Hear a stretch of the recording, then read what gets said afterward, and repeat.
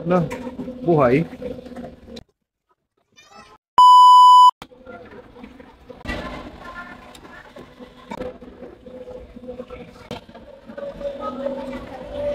Na-try niyo na bang kumain ng maliit na balot? Kasi dito sa Cambodia meron siya eh. Itsura siya ng pugo. Yeah, like quail egg.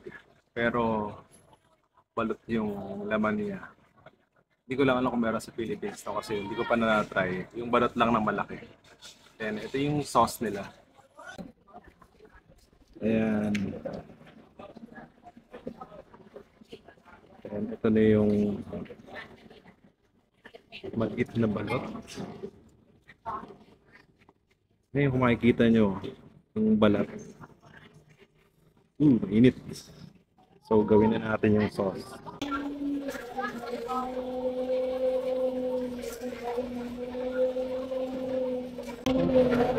Nalagay yata may baka.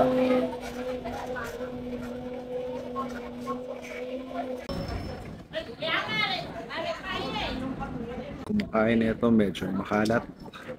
Parang balot.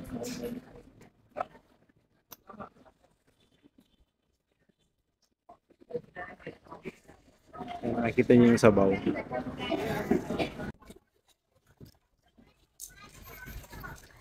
Ito nyo. Maliit siya na balot eh.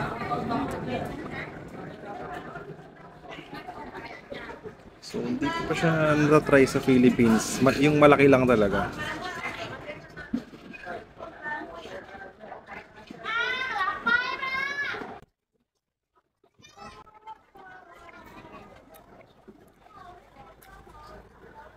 Masarap. Sobrang kalaki niya yung balot. Sa malaking balot. Parang mas gusto ko tong maliit kaysa doon sa malaki. Kasi pag doon sa malaki, parang makakaisang kain ka lang tapos okay na. Kaya ito, pwede kang makarami. Pero syempre kailangan may limit din.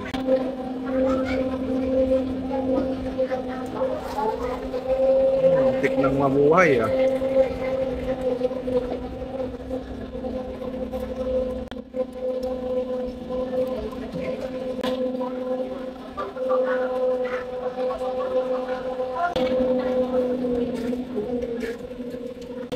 Ano?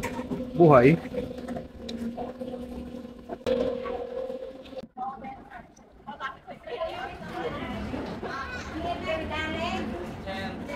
Naubos ko na yung 9 pieces ng small balut.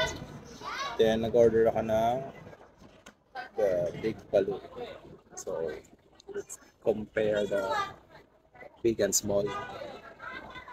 And dito sa Cambodia, hindi ko alam paano nila kinakain yung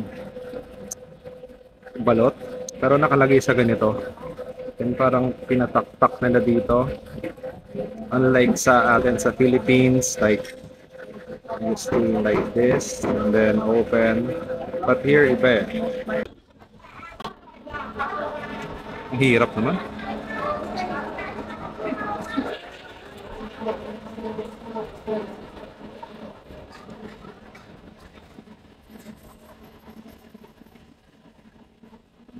Big and small balut.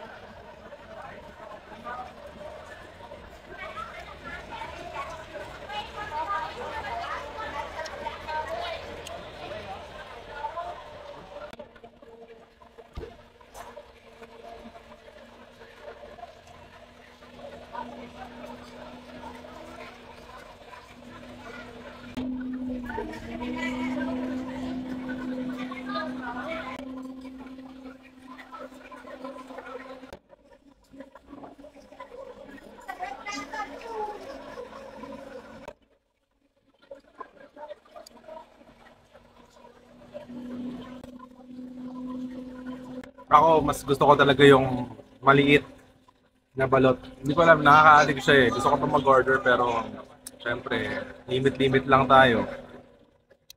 So pag napunta kayo dito sa Cambodia, try niyo yung maliit na balot din. Kasi sa Pilipinas, meron na yung malaki. Hindi ko lang alam talaga kung may maliit ha. Pag meron, sabihin niyo lang sa akin. Okay? Bye!